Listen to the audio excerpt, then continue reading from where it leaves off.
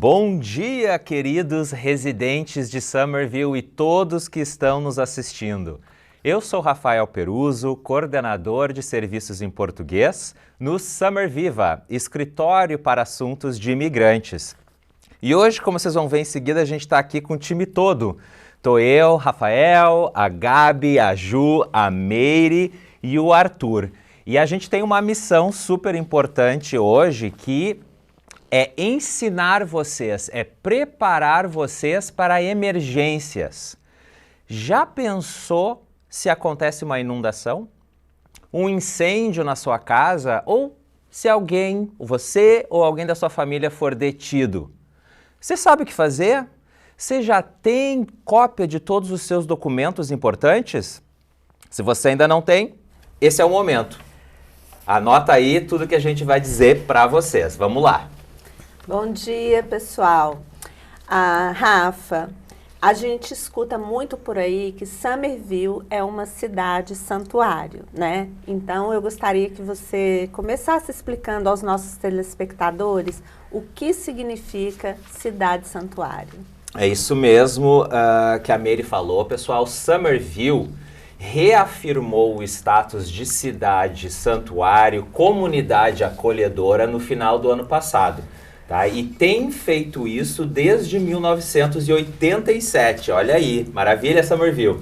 Mas o que isso quer dizer, gente? O que quer dizer?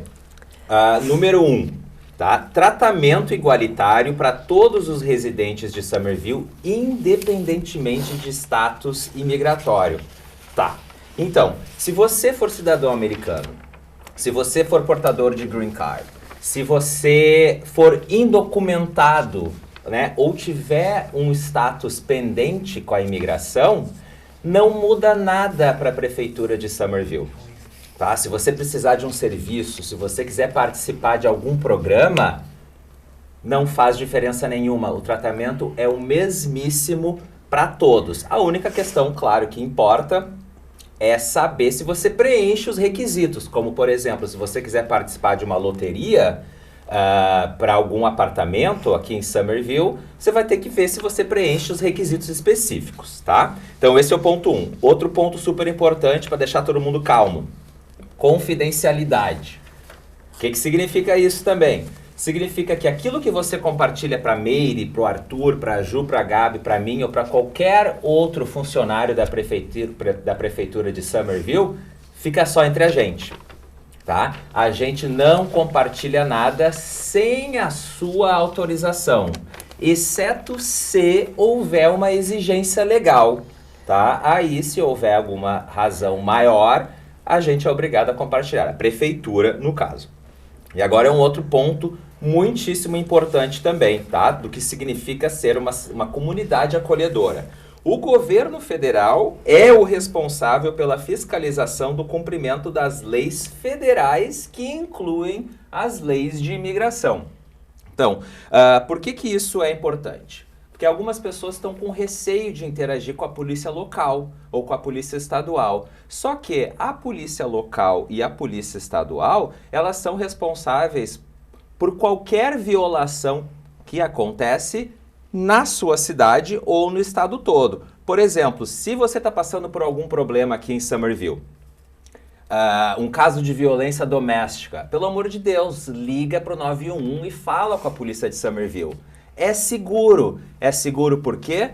Porque a polícia local não vai perguntar o seu status imigratório. Não importa para eles. Eles querem resolver os problemas locais de acordo com as leis locais. Se você tiver um problema no trânsito, isso é assunto local e estadual. Você vai lidar com a polícia local. Não vão pedir, não deveriam pedir o seu status imigratório. Então, fica tranquilo e continua pedindo ajuda para a polícia daqui se precisar de alguma coisa. Os únicos responsáveis por imigração são a Polícia Federal. Tá? Os policiais de imigração, policiais federais, esses sim estão aí para ver qual é o seu status e buscar irregularidades, como a gente também vai tratar daqui a pouquinho, tá? Então, se você tiver uma emergência, não hesita, liga 911 e você vai ser conectado à polícia local, inclusive com intérprete, caso eles não tenham alguém que fale o seu idioma, mas a gente sabe que eles têm brasileiros, portugueses e cabo-verdianos, inclusive, tá? Então, dando continuidade aqui, Arthur. Muitas pessoas estão com um pouco de receio, como a gente está falando, né? E confusas com as possíveis interações com agentes de polícia, inclusive agentes de imigração. Como pode acontecer o contato com as autoridades?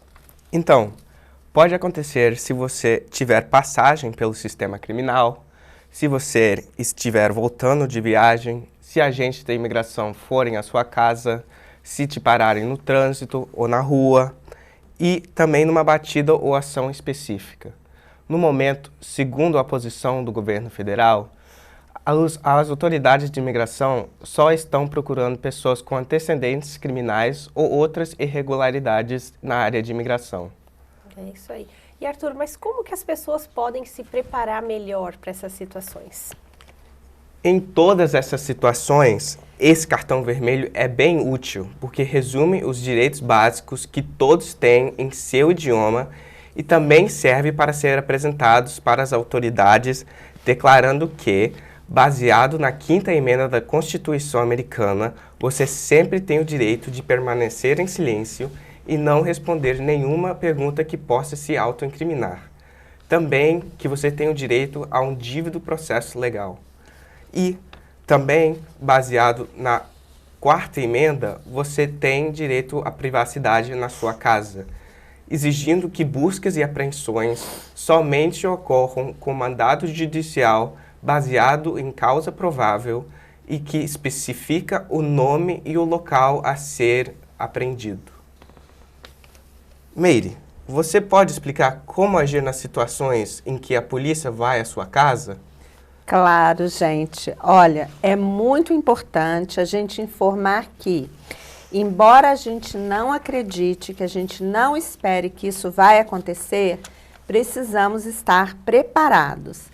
Então, se alguém bater a sua porta, a primeira coisa a fazer é manter a calma, não abrir a porta imediatamente. Peça às pessoas ou aos policiais que se identifiquem com nome, com agência, com uma identidade, porque nem sempre os agentes de imigração estarão vestindo roupas com identificação. Legalmente, você não precisa abrir a porta, a menos que o policial lhe forneça um mandado assinado por um juiz. Então, Rafa, esclarece para a gente aí, por favor, esse ponto do mandato. Ok, é super importante. Eu não sei se o pessoal das câmeras vai conseguir dar um close aqui, mas aqui eu tenho na mão um mandado judicial. É importante frisar que há vários tipos de mandados, tá? Mas como o Arthur estava falando na emenda constitucional número 4, para um policial entrar na sua casa, precisa de permissão, da sua permissão ou de um mandado judicial. Um mandado judicial que permite que alguém entre na sua casa, né, a autoridade entre na sua casa, um exemplo que a gente tem aqui é esse aqui, ó, de Search and Seizure, que em português quer dizer mandado de busca e apreensão. Então, tendo esse mandado, que pode ter vários formatos, e a assinatura de um juiz, aí sim a pessoa tem permissão. Tá? Mas a maioria das vezes, quando alguns agentes vão, se algum agente for na sua casa, e as chances são mínimas, como bem colocou a Meire, eles geralmente têm esse tipo de mandado, que é um mandado do Departamento de Segurança, né, dos Estados Unidos, se for agentes federais, né, e ele não dá permissão. Mesmo que ele esteja assinado, ele não dá permissão para que a pessoa entre na sua casa. Tá? Então, é super importante saber que para que autoridades tenham permissão de entrar na sua casa, precisam de um mandado judicial assinado por um juiz. Bom, os próximos passos, então, gente, sabendo identificar esse mandado, se alguém bater na sua porta, aí tem esse cartãozinho aqui que o Arthur já mostrou para vocês, que é o cartão vermelho, de conheça seus direitos. De um lado, ele está em inglês, do outro lado, em português. Coloque um desses cartões embaixo da porta. Você tem o direito de permanecer em silêncio e ter um advogado. Se você optar por invocar esse direito, diga aos policiais: eu solicito meu direito ao silêncio e a um advogado. E aí você vai ligar para um advogado, para um amigo ou um familiar que seja cidadão americano.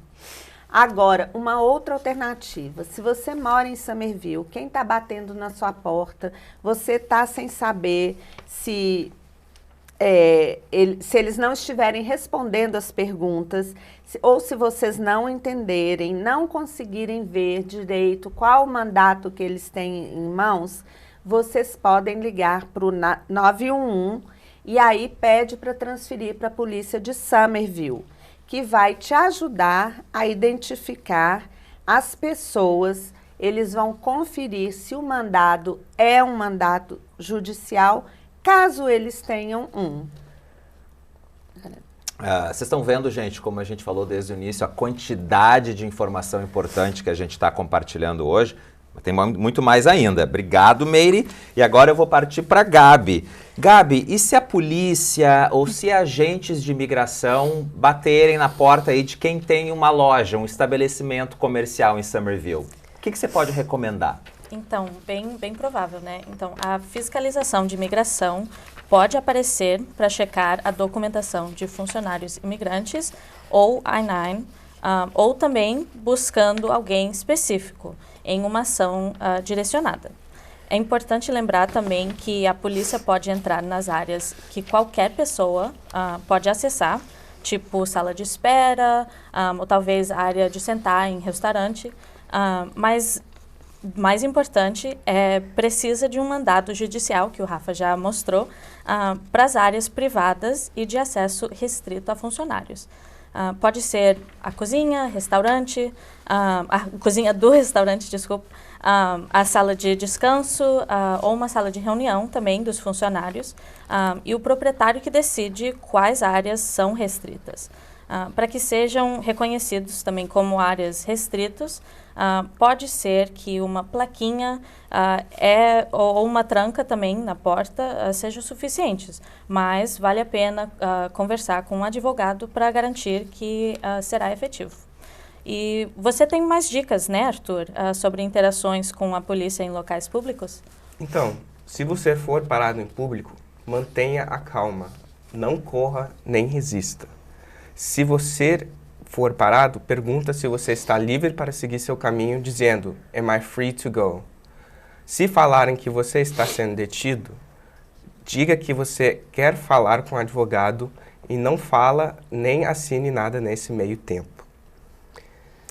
Esse é um bom momento para apresentar o cartão vermelho e dizer Portuguese Interpreter, em caso que você não tenha fluência em inglês. E é importante lembrar que se você tiver mais de 18 anos, a lei exige que você tenha seus documentos imigratórios válidos consigo. Ju, e se alguém for parado no trânsito?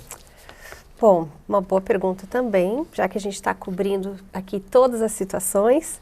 Em primeiro lugar, em Massachusetts, todo mundo, graças a Deus, já tem direito a uma carteira de motorista, independentemente, né, do status de imigração.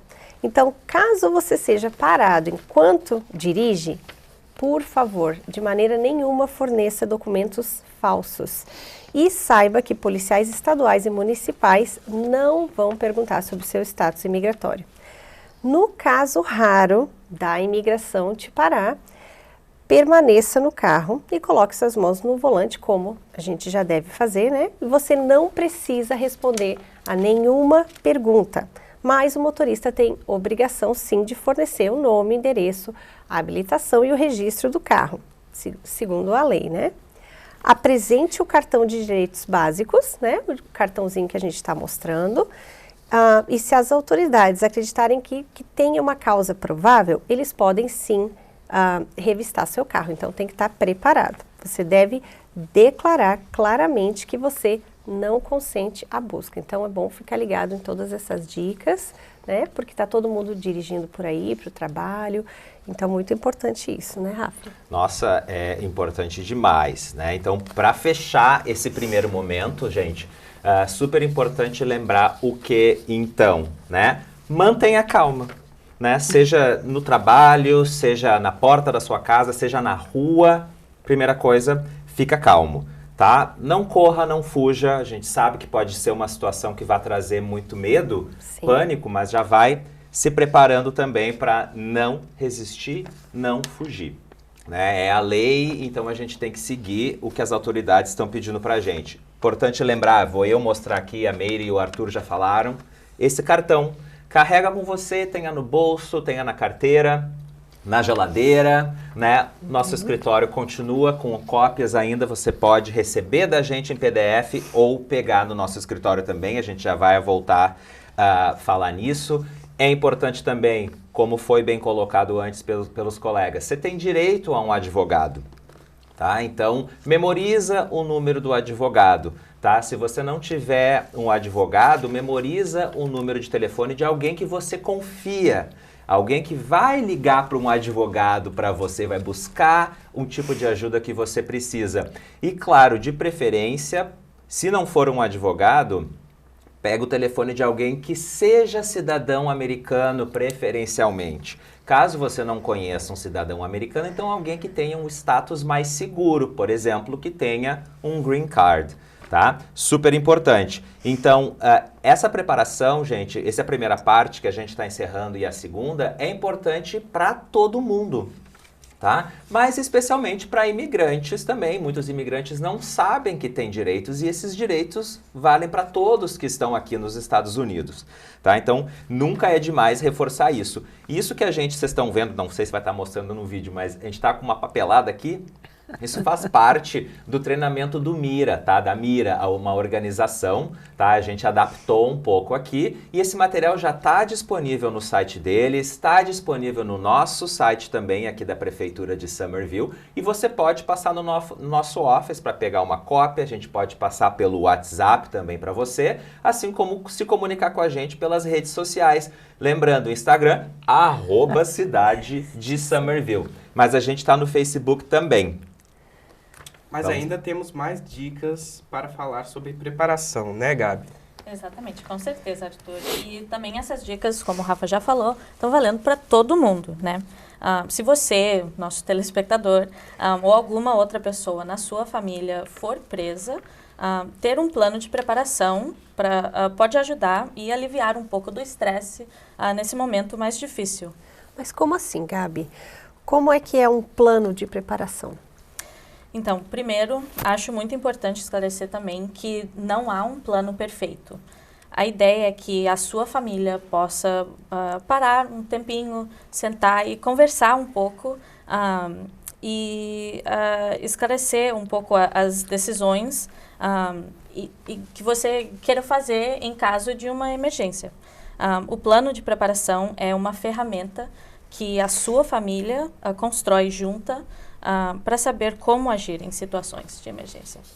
Ô Gabi, então quais são os passos que uma família deve tomar para construir, para fazer esse plano de preparação? Dá aí para a gente o passo a passo.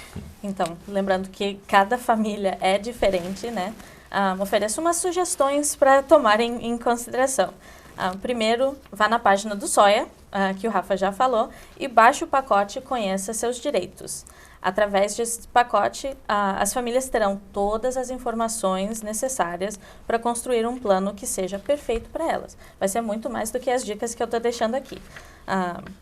Então, quando for construir seu plano, considere atualizar os contatos da escola e conferir que a sua informação não seja compartilhada. Também devem fazer cópias de todos os documentos importantes, especificamente os de identificação e imigração. São todas as cartinhas, tudo que vocês já receberam, tá? Se ainda não fizeram, também, considere registrar o nascimento de seu filho no consulado de seu país de origem e solicitar também passaporte para o seu filho. Acho que a Meire também tem mais umas dicas aí sobre isso, né, Lê? Sim, eu tenho importantes informações para compartilhar. Se o seu filho nasceu nos Estados Unidos e ainda não foi registrado no consulado, agende um horário o quanto antes. Para solicitar o passaporte brasileiro, é necessário apresentar o registro de nascimento para os nascidos nos Estados Unidos ou a certidão para aqueles nascidos no Brasil. Então, se a certidão de nascimento não está aqui, já liga para um parente e enviar. Não pode ser cópia simples, tem que ser o original ou cópia autenticada em cartório. Agora, um ponto muito importante, gente, sobre o registro de nascimento. Se o seu filho nasceu nos Estados Unidos, tem passaporte americano, mas ele ainda não foi registrado no consulado, ele só vai poder viajar para o Brasil como turista, não como cidadão brasileiro. E para entrar no Brasil como turista, a partir de abril, agora, né, que já é semana que vem, é necessário solicitar um visto. E vale lembrar que o visto não é um direito e ele pode ser negado pelo consulado.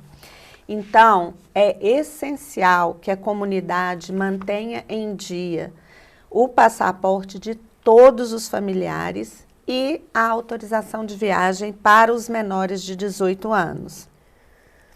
Um detalhe importante, o consulado recebe inúmeras solicitações de documentos todos os dias. O consulado de Boston atende não só Massachusetts, eles atendem New Hampshire, Vermont, o Maine. E eu vou passar para vocês dados fornecidos pelo consulado depois que começou essa crise imigratória. O volume diário de pedidos de registros de nascimento aumentou 11 vezes. Uau. Eles recebiam 15 solicitações de registros por dia e agora já estão em 150. O passaporte dobrou de 60 para 120 por dia. Então, nós precisamos levar em conta que o prazo para processar esses documentos com toda essa demanda pode aumentar ainda mais. Então, vamos fazer a nossa parte, colocar os documentos em dia e, assim, né, tentar evitar eventuais problemas. Porque se acontece alguma coisa, a gente não tem passaporte, o filho não tem autorização de viagem, aí a gente já está com mais um problema. Com certeza. Obrigada, Meire, valeu. Mas aí, então, com todos os documentos em dia, né, ainda falta uma parte importante do nosso plano de preparação. Não é, Ju? Isso. Se os pais são separados dos filhos, quais são as opções para o cuidado dos filhos? Então, gente, todas as famílias, elas devem planejar bem quem vai cuidar dos seus filhos no caso de uma emergência, né? Então, vou explicar um pouco sobre as diferenças das responsabilidades desse cuidador ou cuidadora. Depois de escolher um cuidador, que é muito importante, é o primeiríssimo passo, caso você não esteja disponível, você precisa decidir qual é o tipo de responsabilidade, então, né, legal que você irá dar para esse cuidador. Então, esse é o primeiríssimo passo. E aí, as opções, Rafa, tem algumas opções que são decisão sempre da sua família, né, e sua. Então, se tiver alguma dúvida, por favor, gente, consultem sempre um especialista de imigração. Tá? Então, aqui a gente está dando dicas, dicas baseadas no treinamento que a gente tem da Mira, né, da Mira, e coisas que a gente preparou para auxiliar vocês, mas, por favor, qualquer dúvida, procurem sempre especialistas. A primeira opção é a opção informal, né, que é um planejamento que você pode fazer, que é uma simples conversa com seus amigos, com pessoas de confiança, com familiares, para planejar quem será o cuidador dos seus filhos. A segunda opção, uma declaração juramentada de autorização para cuidador. Essa declaração, gente, é uma boa opção se a preocupação principal for educação e saúde do seu filho. Muitos médicos e escolas já conhecem, estão super familiarizados com esses formulários. Então, as escolas podem ajudar com isso? Sim, totalmente. Então, por favor, se os seus filhos estudarem nas escolas públicas de Somerville, vocês podem procurar a escola ou um liaison, que são aquelas pessoas que estão conectam as famílias e os pais, tá? Para pedir ajuda para obter essa declaração, muito importante. Então, essa autorização, ela especifica quem que você quer que seja o cuidador do seu filho e que o seu filho vai morar com essa pessoa. E o cuidador terá direito de tomar decisões sobre assistência médica e educação do seu filho durante um período de 2 anos, se você estiver preso ou se for deportado. Então, essa, no momento, é a mais popular, mas tem que prestar atenção porque ela dá direito a ele tomar decisões sobre educação e saúde. Já a autorização de agente temporário já é um passo a mais. Ela dá mais poderes, o poder e responsabilidade de tomar outras decisões além das questões relacionadas à saúde e educação, como tomar decisões sobre bens e finanças do seu filho. Então, olha que importante, por isso que a gente tem que se informar com os especialistas. Ela é válida por 60 dias e pode ser renovada. Então, com essas autorizações, você cede algum outro direito a essa pessoa? Não, com essas autorizações, nenhum outro direito. Agora, a gente tem a que cede os direitos legalmente, que seria a tutela e guardião legal, que o cuidador possuirá todos os direitos que os pais possuem de tomar as decisões para o seu filho. E somente um tribunal, a corte, pode tornar alguém um guardião legal ou terminar essa tutela.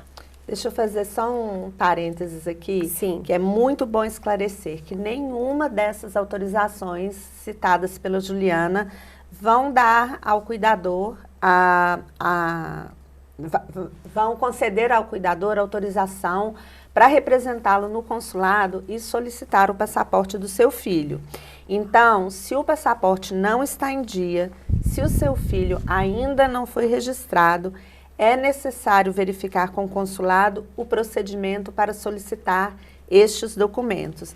Eu quero reforçar aqui a importância de ter toda a sua documentação em dia e, com isso, evitar contratempos. Super obrigado, Meire. Vocês estão vendo, gente, a quantidade de informações que a gente trouxe. Então, não hesita em voltar para trás para ver. Liga para a gente se tiver dúvida. A gente está agora, obviamente, aqui encerrando. Eu queria, em primeiro lugar, agradecer esse time maravilhoso aqui, a Meire, Arthur, Ju, Gabi, pelo trabalho fantástico que vocês fazem, por terem trazido essas informações super importantes. Então, gente, na dúvida, entra em contato com a gente, tá? E a gente vai fazer o possível para te ajudar. Muito obrigado por terem nos assistido e compartilhem também com outros. Obrigado.